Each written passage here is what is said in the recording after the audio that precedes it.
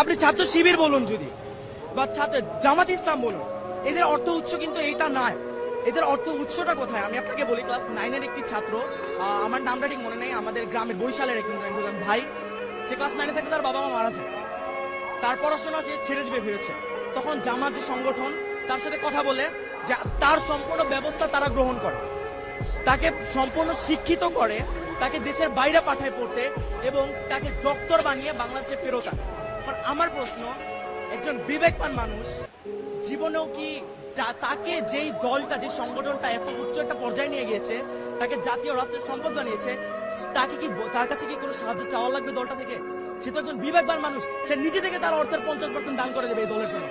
এই একটা কারণে জামাতের কারো কাছে চেয়ে খেতে হয় না। আর জামাতের প্রত্যেকটা নেতাকর্মী যারা রয়েছে তাদের মাস শেষে একটি অ্যামাউন্ট ওটা দিতে হয়, জামাতে অনুদান দিতে হয়, সেই টাকা দিয়ে এই